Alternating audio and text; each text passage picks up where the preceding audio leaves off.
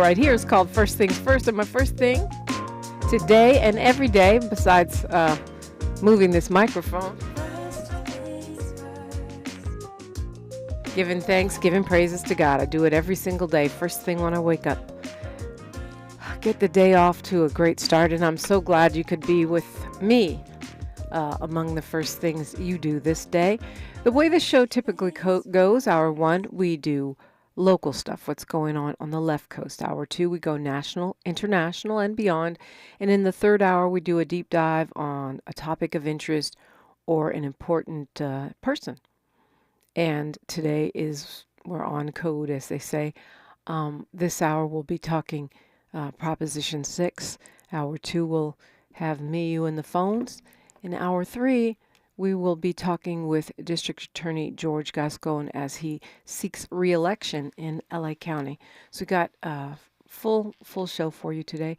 800-920-1580, that's the number. You can call in anytime, any hour. I welcome you into the conversation as a dialogue, not a monologue. And yeah, that's what we do. Don't forget to tap in on social media. We're at KBLA 1580 on every single platform. And I'm at DiPrima Radio, DiPrima. I know y'all like to call me Dupree and other things. That's fine. Just call me. But if you're actually trying to find my socials, then it's DiPrima Radio, and you can find me there. Just joining us right now, we have someone who is what they call system impacted. He's an inpatient program director and certified SUD counselor at Capstone Recovery Center in Fresno, California. Yannick Ortega, welcome. Hi, good morning. Oh, Yannick is a girl. Okay, now I feel like Donald Yannick Trump. is a girl. And now I feel like Donald Trump. She's a very sexy girl, and it turns out to be a boy. Okay, well, good morning and welcome. How are you today? I'm doing well. I'm excited to be on with you this morning. Yeah, so you're here to talk about Proposition 6, which for me is one of the most important things on the ballot. But let's talk a little bit about how you came to be such an expert in this field. You spent some time incarcerated, correct? Yes. So I did 20 years on a life sentence, incarcerated in a women's facility here in the Central Valley. And, the experience was really challenging for me. Trying to find my grounding, growing up inside and trying to identify with what it is that I wanted to do if I had the opportunity to be released. And, being impacted by the system, you don't really get many options of identifying with, what a career goal would be for you because they make those choices for you. With Proposition 6, we're giving the incarcerated people the option to take self-help groups to help them improve on their internal issues and to identify what went wrong and how it went wrong and how to fix it to find a solution. So we'll go a little deeper into that. I want to talk first, though, about your experience inside. You had to work, right? Because Prop 6 is about ending what they call forced labor, some say slavery. You spent a good part of the 20 years that you were there working, correct? Yes, ma'am. So I worked in whatever the need was for the institution, not really the choices that I made for myself. Cleaning up trash outside or cleaning a unit or working in the kitchen. Not really getting the vocational options that I wanted in the beginning. And so working inside, it wasn't something that was a benefit to me in the beginning because it wasn't the options that I would choose for myself. So how does that work? They just assign you, you're the person that cleans up the trash outside and cleans up this cell, and like it's not, you have no agency in that whatsoever? No. Well, yeah, that's pretty much how it works. You clean up outside or you clean up in the unit, you dump trash, you sweep, you dust, and then you wait for people to put more trash in the trash cans, and then you throw that out. Or you find trash on the ground, you find something to do. And that's an 8-hour shift Wow. Were you of paid like, for it? um, yeah, you got paid about between 4 and 8 cents an hour. And Wow. yeah, yeah. And then out of And that so 4 and 8 cents, they're taking a cut, right? absolutely, because they're going to take your restitution. And so, unfortunately, for those incarcerated, if you don't have family support, you're making a choice between buying hygienes or buying food with that money. And it just doesn't suffice for I a mean, person eight that is cents sitting. an hour is 64 cents for an 8-hour shift. Restitution means the money that you're meant to pay to victims or anything that's stemming from your case, right? But I'm trying to Yes. figure out how you ever pay it back if you're making 64 cents a day. Well, with the long term, like I had, they're going to get their money back, and then if you aren't able to pay it by the time you're released, then you work on a payment plan if that's what you need once you get out to pay off the rest of your restitution. But they take the restitution out of that 64 cents that you make. It's insane. Okay, you also said in your bio it says that you were not allowed to take part in certain kinds of workshops and self-improvement programs that are available inside of the prison because you had been assigned to this trash duty or whatever it was that they wanted you to do at any given time, right? Right. So what happens is you get assigned a job, and then if there's a self-help group on the main yard that conflicts with your work schedule overrides you being able to go to those groups.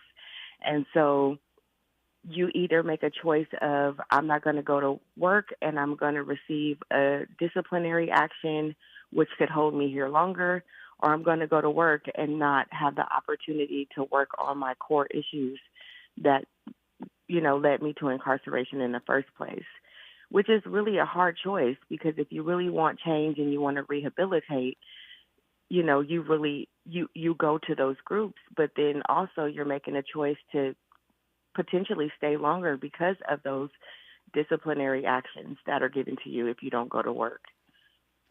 So, what is that? What kind of disciplinary actions are we talking about here?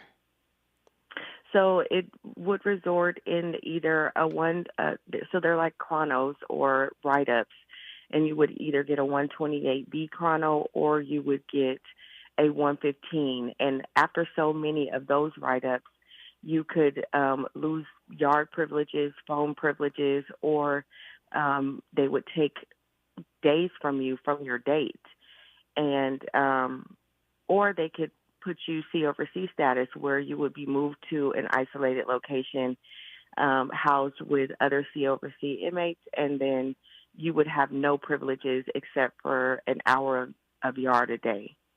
Wow, that's a lot. And now, what if you had just said, "Look, I don't want to do this work. I'd rather I'd rather work on, reading and try to improve myself so that I can really rehabilitate." So I did have that issue at one point where I would go to my counselor inside and say, hey, like I want to go to college. I want to participate in groups. I want to work in a certain area of the institution. And it would be a battle because they look at it as what does the institution need? Where can I place you that is going to benefit, what is needed for your yard or for central kitchen to cook for the population.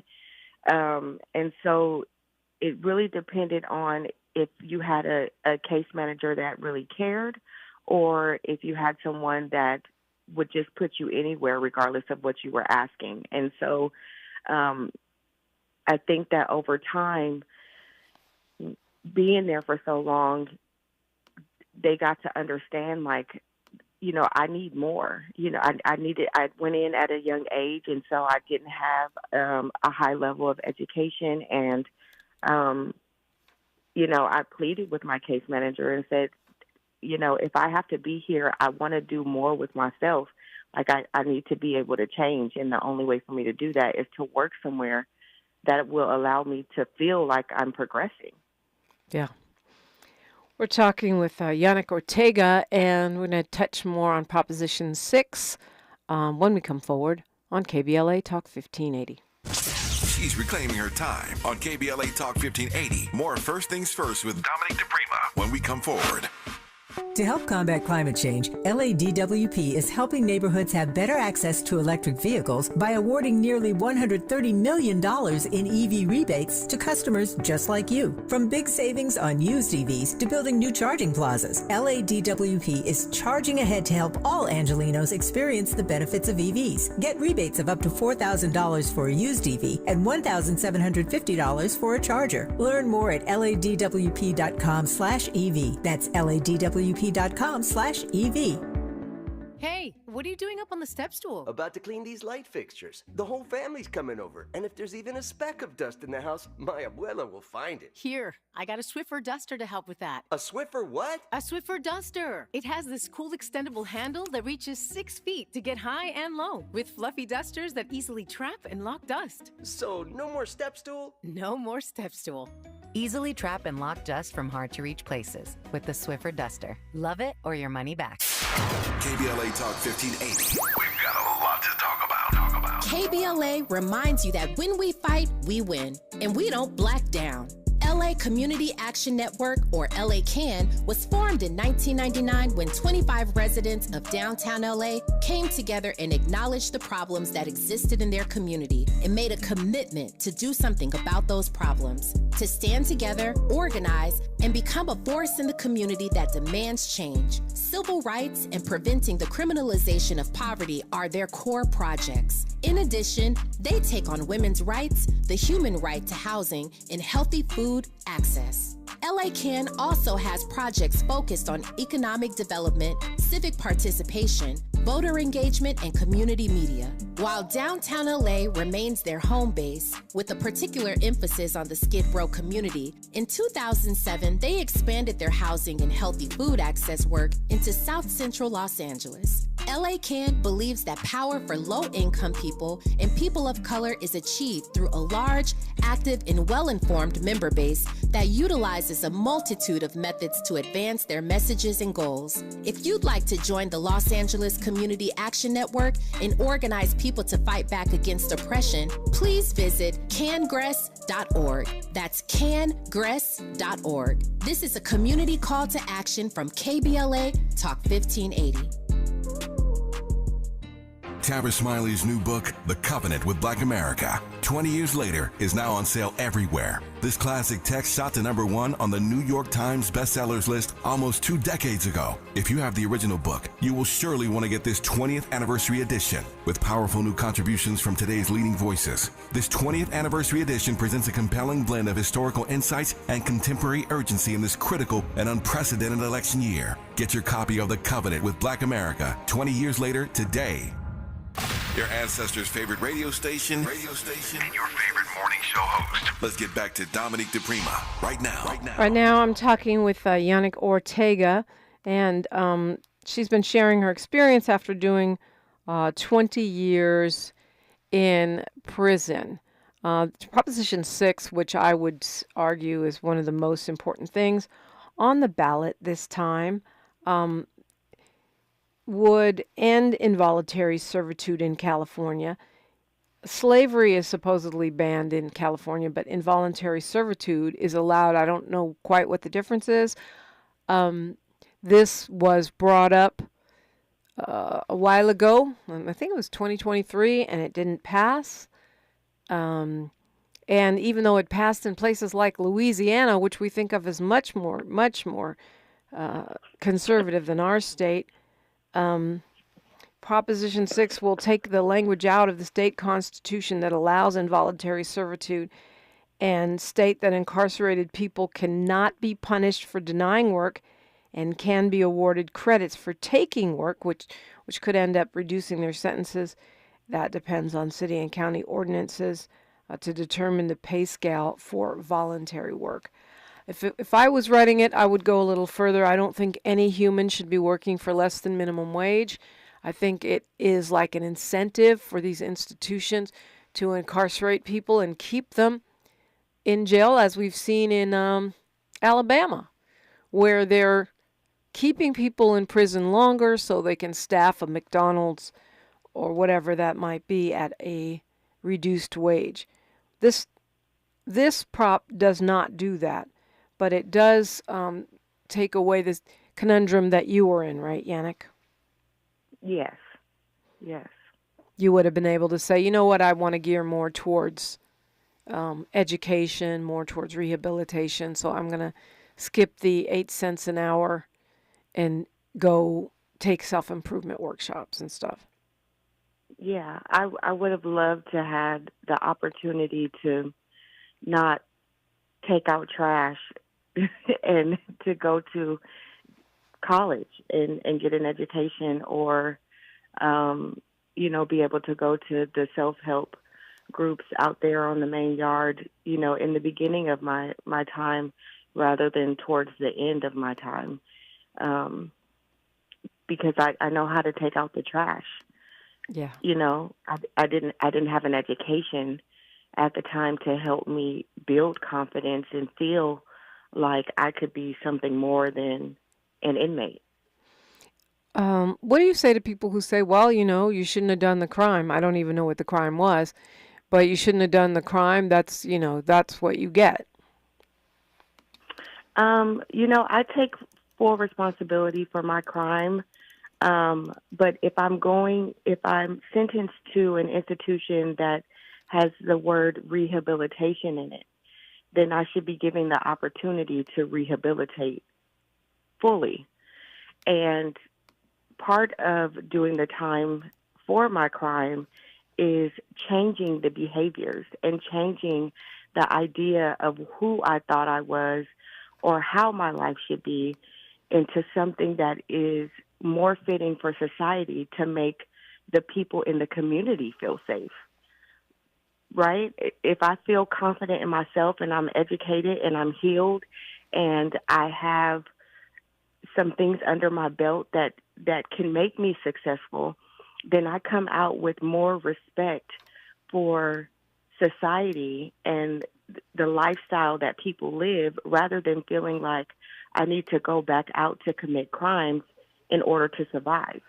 And that's what those self-help groups do for people. They allow them to see where they lacked respect for their neighbors, lacked respect for their employer, lacked respect in their households, and to identify with what is a productive member of society and how should I respond to situations and how should my behavior be once I return back to society as a rehabilitated person. Oh. So not as a convicted felon, So you were able to, you said toward the end of your time, you were able to turn it around somewhat?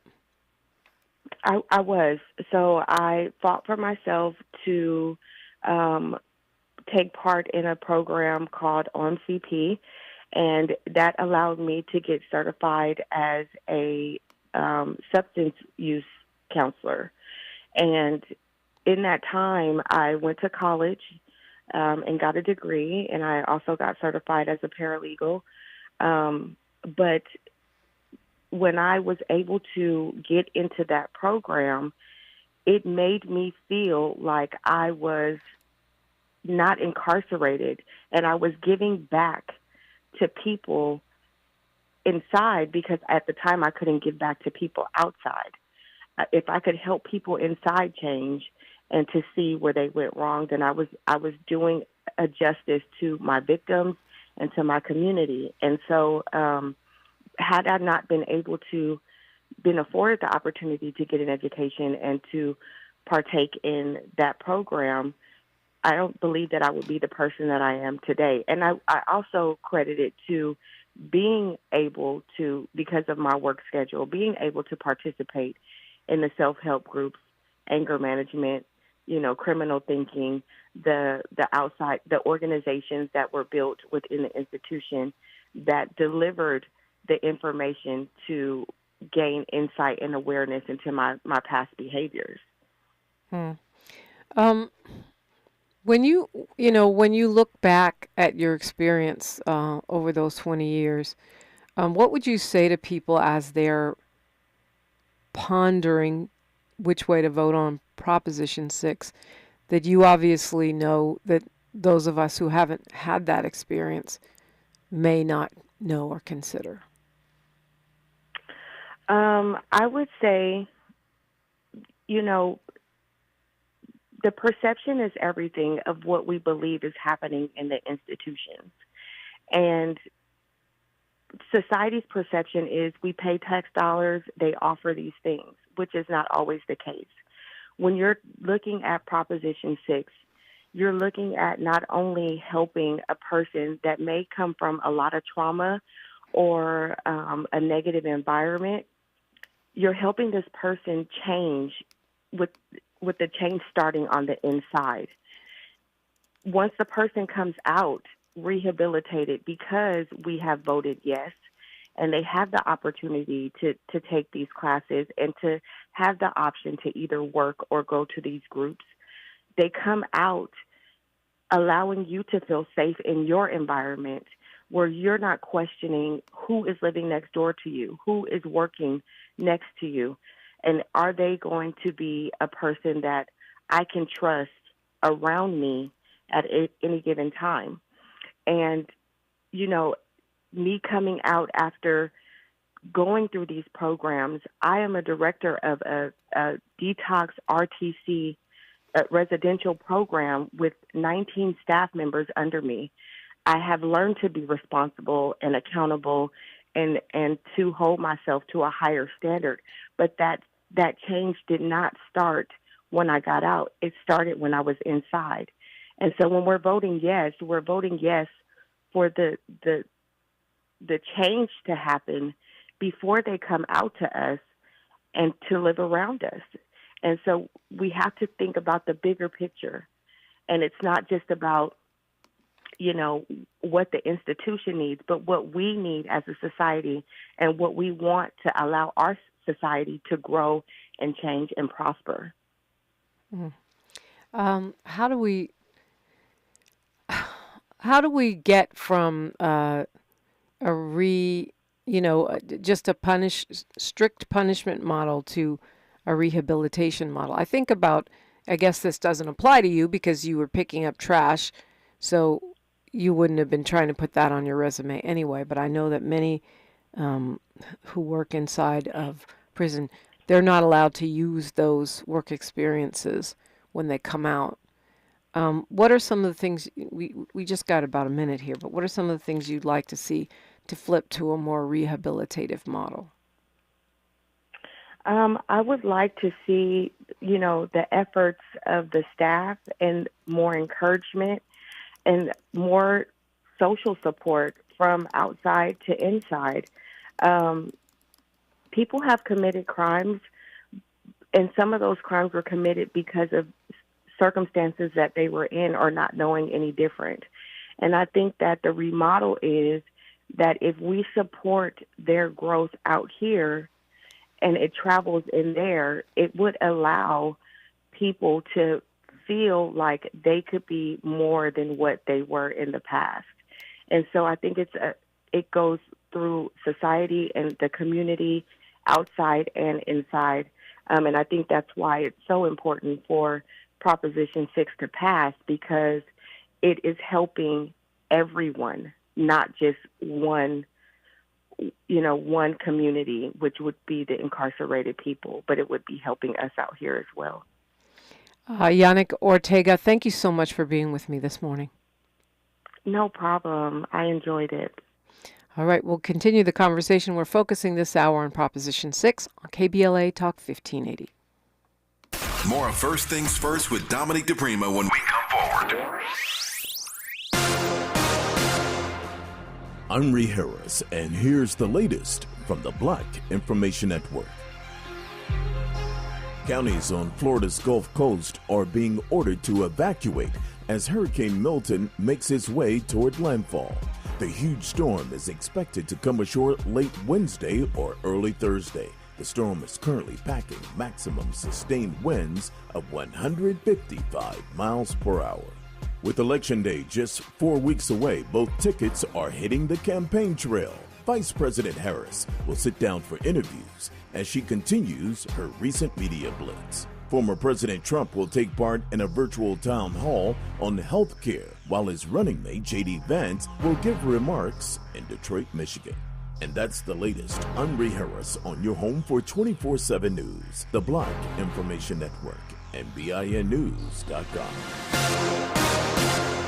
Right now, there are young people across the world facing a tough choice. Continue their dream of education or drop out to help their family put food on the table. You can help change their future in a single moment. See how far your support can go at unbound.org. Is this the time? This is the KBLA Sports Minute with Ray Richardson. The Dodgers are on the brink of a third consecutive elimination in the divisional playoffs. They lost 6-5 to the Padres in San Diego in Game 3. The Padres are up 2-1 in the best of 5. The Dodgers offense broke down after the third inning. No runs and only 1 hit. A must-win Game 4 for the Dodgers tonight. USC women's basketball star Juju Watkins has signed a multi-year extension with Nike. The new contract, which includes a signature shoe deal for Watkins, is one of the highest paid endorsement deals in the history of women's basketball. Watkins, who grew up in Watts, is getting ready for her sophomore season at USC. The New York Liberty will face the Minnesota Lynx in the WNBA Finals. Game 1 in the best of 5 is Thursday night in Brooklyn. The Liberty are going for their first WNBA championship. Minnesota is going for number 5. No debates, no speculation, just the info you need. That's your KBLA Sports Minute. I'm Ray Richardson. More news, opinions, and conversation when we come forward on KBLA Talk 1580. Looking for a purposeful and passionate way to make a difference in your community? Volunteer with our Senior Medicare Patrol and help prevent Medicare fraud. S&P volunteers work in their community educating peers about healthcare fraud and how to prevent and detect it. Free training starts soon. Check us out online or at an S&P open house near you. We're on a mission to stop fraud. Join our team. You make a difference. Visit ca-smp-volunteer.org. Black Women for Wellness and Stand LA are standing up against harmful oil drilling in South Los Angeles. Our Bad Neighbors campaign exposes the serious health risks of drilling in our neighborhoods. You've seen the billboards, posters, and coffee sleeves around South LA. Now join the movement to protect our health, our families, and our future. Visit bwwla.org/no-drilling to learn more and get involved. That's bwwla.org/no-drilling. We've got a lot to talk about. I'm Reverend Gerald, the life coach. Is someone you love struggling with addiction and mental illness? Is improving your family's health important? Want to leave a legacy that your family can grow? Are you ready to enhance your perception of life experiences? Then wake up weekends at 7 a.m. with Urban Family Focus and get the wisdom, opportunity, resources, and motivation to live your best life. Join the conversation on Urban Family Focus Saturday and Sunday at 7 a.m. Unapologetically progressive. KBLA Talk 1580. We've got your black. Mommy, want to play a game with me and Dad? Mommy's not feeling good. You need to vaporize that cold. Vaporize? Yeah, with Dayquil VapoCool. It's Dayquil plus a rush of Vicks vapors. Whoa. Come on, honey. Let's let Mommy rest. You guys are amazing. And so is Dayquil VapoCool. Dayquil VapoCool, the vaporizing daytime coughing, aching, fever, power through your day medicine. And to vaporize sore throat pain, try Vicks VapoCool drops. Use as directed. Keep out of reach of children. Whoa, it's you, the Capital One Bank guy. That's what they call me. Mind if I get a selfie? Yeah, sure thing. Say no fees or minimums on your Capital One checking account. Wow, that's a keeper. So, where are you heading? I'm off to spread the good news that Capital One helps people keep more money in their wallet with no overdraft fees. Oh, you're the best Capital One bank guy. Hey, mind if I get a selfie? Sure. Say, Capital One, what's in your wallet? Terms apply. See CapitalOne.com/bank for details. Capital One N.A. member FDIC. My friends swim no matter the season, but my moderate to severe plaque psoriasis can sometimes take me out of the moment. Now, thanks to Skyrizi and clear skin, count me in.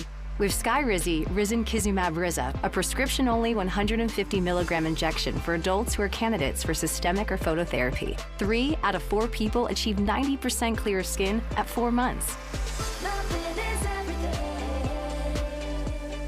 Don't use if allergic to Skyrizi. Serious allergic reactions and an increased risk of infections or a lower ability to fight them may occur. Before treatment, your doctor should check for infection and tuberculosis. Tell your doctor if you have an infection or symptoms such as fever, sweats, chills, muscle aches, or cough, or if you plan to or recently received a vaccine. Thanks to Skyrizi, there's nothing on my skin, and that means everything. Ask your doctor today about Skyrizi, the #1 dermatologist-prescribed biologic in psoriasis, and visit skyrizi.com or call 1-866-SKYRIZI to learn more. Thanks for waking up with Dominique DiPrima on KBLA Talk 1580. And looking at Proposition 6 this morning, which is on the California statewide ballot, as we get some stories of folks who have dealt with the realities of what this means in terms of impacting individuals and in real life. Welcoming in now the Assistant Director for Empowerment Avenue in Oakland, California. He's a community organizer dedicated to creating opportunities for cultural learning and increasing policy familiarity among individuals who are most impacted by the carceral system. Dejon Joy, welcome. Yeah. How you doing? I'm good. Thank you for coming on the air with me this morning. You also spent some time behind bars, no? Yeah, I spent 10.5 years in the California prison system. 10.5? Yes. Okay. And during that time, you worked. Absolutely. Tell me some of the kinds of jobs you did while you were inside. Yeah, I had a wide range of job experiences. So I was a porter, meaning like a janitor, on the tier in our housing unit. And so that consists of mopping, cleaning the bathrooms, the showers. Also worked in the main kitchen. And then morning shift, I believe it was about 3:30 to 11. Just cooking full meals for the entire prison population. Wow. I was a tutor and helped with GED for a while. Tutoring other incarcerated persons? Correct. Wow. Yeah, tutoring other incarcerated population inside. I worked in education, doing copies, helping to fill orders for teachers, students, for the entire prison. And then towards the end, I worked as a mentor for the coding program for the Last Mile in San Quentin. And then before I came home, I was a part of the firefighting house at San Quentin as well. And were you able to take any of these experiences and put them on your resume once you came out? Yeah, I think the only one that I put on my resume was the coding. I think that was the most transferable skills that would actually give me opportunity to work somewhere and actually support myself and my family. Right, but you were allowed to do that, because I've heard that's in some cases they don't allow that. Yeah.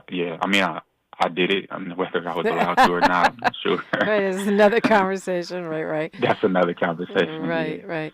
Talk to me about your kind of struggle between rehabilitation and the work assignments. Yeah. So I started on a level 3, and I think a lot of times when you get to a level 4 or level 3, they are going to prioritize safety over level 3 is your designation. Programs. That's your designation. Level 3. Yeah. Yeah, exactly. Yes. Level 3 is the designation. So when you enter the prison system, they try to categorize you based on your propensity for violence. And so you start either at a level 4, a level 3, a level 2, and a level 1 is like, you have no, they foresee you having no problems with doing anything to anyone. You're safe, just not safe enough to go, to be home yet. And so I started at a 3. And there, if you have your GED, sorry about you're that. pretty much, no, it's all good. If you have your GED or your high school diploma, you kind of on this magical list, and your name is populated. And then at any time a job opening comes, they have some algorithm that they pull you from your name from, and then they place you in a job. You have no idea that this is going on when you're there. You're just finding your way through prison, and then out of nowhere you'll get a ducat, which is like a slip to say, hey, you have a job assignment. And so that's kind of what happened to me. I got a job assignment, and then I was working, and as I'm working, I'm figuring out, I can go to school. Like, there's other opportunities, all these other things I could be doing, but my work hours were kind of conflicted, and so you cannot leave your work assignment. You have to get permission to leave. You will be reprimanded if you decide to just get up and go and do another program that you choose. And so I missed out on a lot of opportunities early on that I wanted to be a part of, especially college. And so it was just really stressful. It just didn't feel good to know that there was college happening for me. I wanted to be a part of it. I was accepted into the program, but yet I needed to work. Yeah. And were you working toward restitution? Were you paid? How did that function? Yeah. So it was a pay number. I think it was like 24 cents an hour during this kitchen job. It's pretty laborious. And so half of that goes to restitution. So I'm taking to myself about 11 cents after the administrative fee and the restitution fee. I think the restitution is 55% or 50%, and then a 5% administrative fee. And so I'm paying my restitution, yes, which I have no problem with. That's fine. But I thought I would be able to at least go to school and partake in this in-person learning, and that just wasn't possible. So, tell me about you jumped around to a lot of different assignments. Was that just a random thing where they would move you, or were you requesting to move? How did that work? From janitor to tutor is quite a range. Yeah. So when I entered the system, I think for most people it's your first time. You have to learn and orient yourself. And so most of the time, unless you know how to move inside prison, you're gonna get whatever job they give you first, and then you have to network and find because once you get a job, you can't just not have a job. So you have to request to move to another job. So it's about trying to strategize and figure out where can you best fit, and also what job will give you some type of freedom to allow you to go and do other programs that might conflict in time. So it was really about that. If I want to be in education classes or I want to take college classes, why not be a tutor? It's very unlikely that the teacher's going to be like, no, I don't want you to take this class. So right. That was my strategy. So I jumped from there to being a tutor, just simply so I can get closer and be in proximity to learning. What happens if you are sick or you miss work for some reason? Yeah. So there's a variety of things that could happen. Number one, you have to let someone know because they do count times throughout the day. And so if you just don't show up somewhere, the free staff, which is someone at work, comes inside the prison and is working, they'll report. They'll let an officer know, hey, Dejon's not here. He's not present. I don't know where he is. So then they have to go and account for you. And so that's one thing that they want to make sure the count is right. I've seen institutions stop entire programs and like put everybody pause, like basically pause everybody, which is like have everybody go down on a yard to locate someone that's not showing up for a job. So I've seen yards to do that.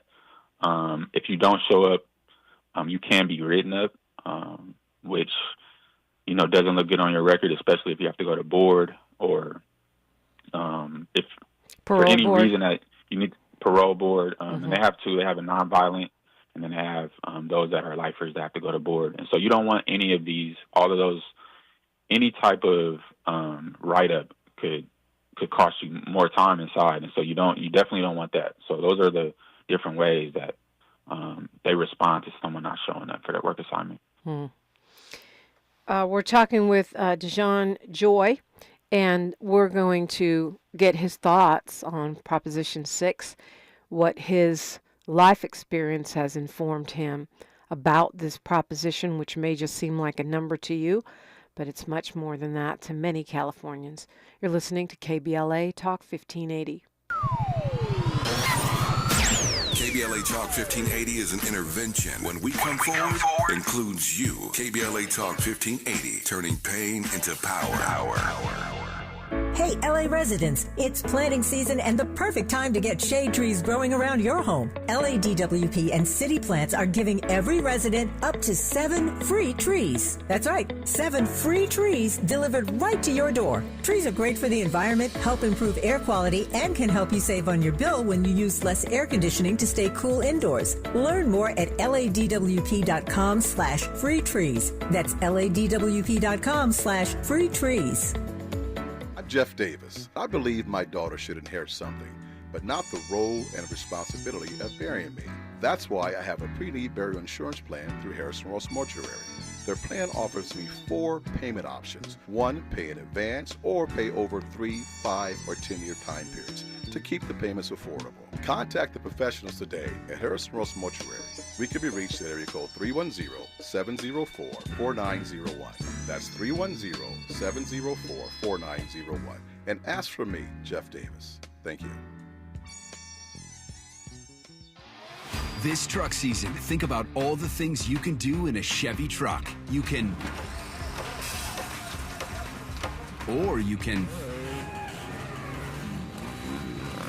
even just with impressive towing, incredible bed and tailgate functionality, and multiple powertrains. Chevy Silverado, the first ever Silverado EV, Colorado and Tahoe have what you need to get things done. When you want to do it all, Chevy's got you. It's Chevy truck season. Get 0% financing on all 2024 Silverado 1500 pickups when you finance with GM Financial. Chevrolet, together let's drive. 0% APR for 36 months. Monthly payment is $27.78 for every $1,000 you finance. Example down payment 9.3%. Must finance with GM Financial. Some customers may not qualify. Not available with lease and some other offers. Take new retail delivery by 10/31/24. Substance use disorder and addiction is so isolating. And so, as a Black woman in recovery, hope must be loud. It grows louder when you ask for help and you're vulnerable.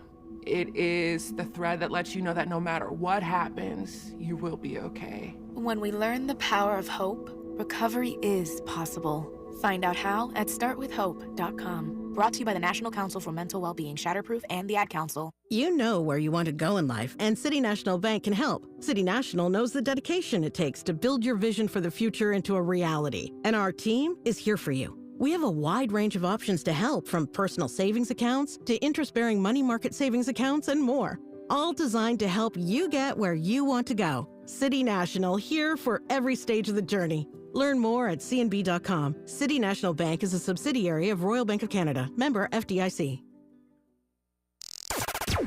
Broadcasting live from Leimert Park, USA. Welcome back to your home for unapologetically progressive radio. KBLA Talk 1580.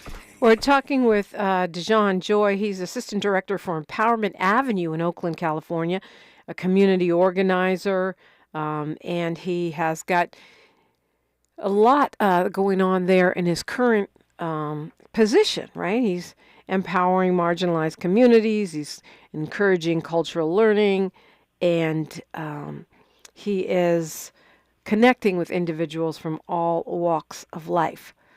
But Dejon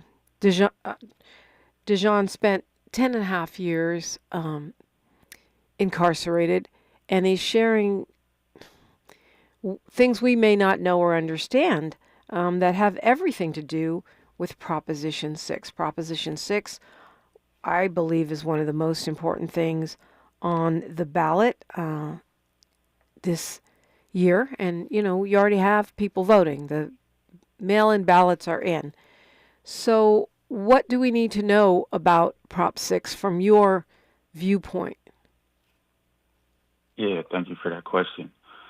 I think Prop 6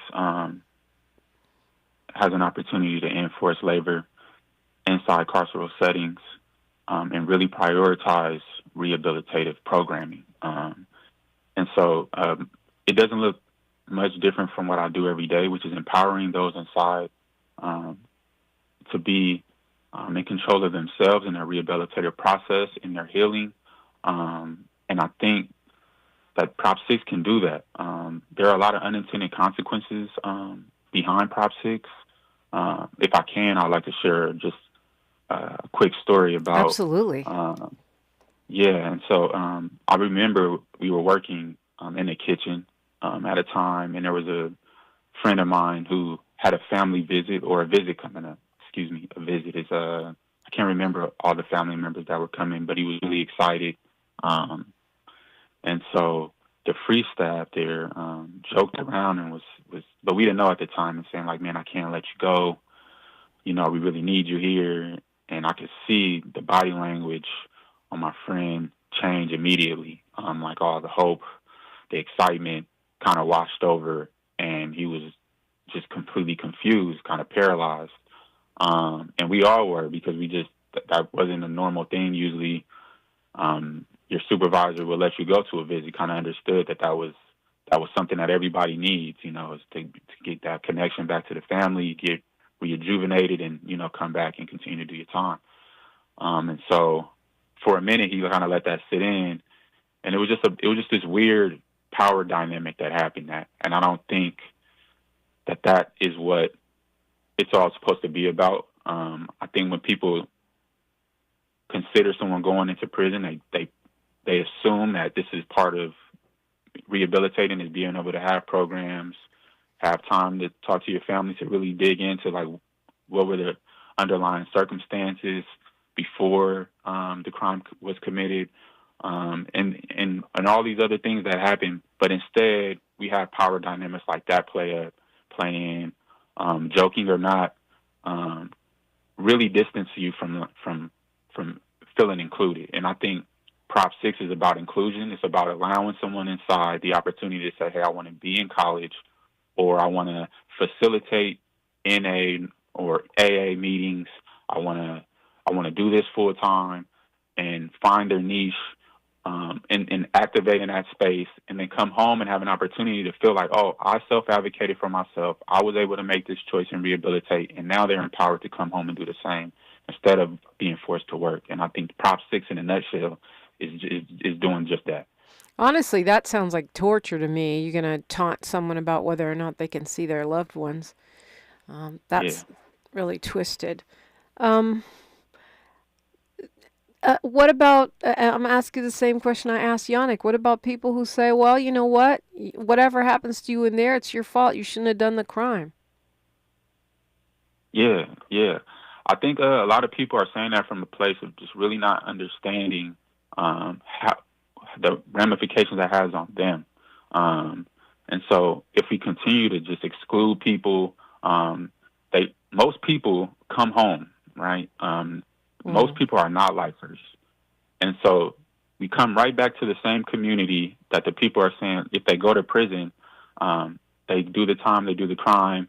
And if they're just sitting there and they're not healing, what's the expectation for people to come back home that now have been excluded, that did not get the opportunities to heal? What are we telling ourselves when we come back. And I think that is what Prop 6 is trying to change, is we're really trying to focus on rehabilitation. That's why we want people to vote yes on Prop 6, because we really want people to prioritize rehabilitation. And that shows up in our society in positive ways if we allow the system to run through rehabilitative processes. What do you think, what difference would Prop 6 have made for you or other justice-impacted folks that you know from your time inside? Yeah, I mean, for me, I was a huge proponent of education, and so I was able to get my associate's degree inside. I think if I had Congrats. a couple more years, thank you. If I had a couple more years where I wasn't working or where I wasn't trying to find workarounds to go to school, I think I could have received my bachelor's degree or possibly, work towards a master's. And all of those education feats, right, lower your recidivism rate. And so I think it's like a 4 or 5% chance that you recidivize when you have your bachelor's degree. And I've seen a lot of people that were blown through school doing amazing, and then hit that glass ceiling because they couldn't afford it, or work assignments.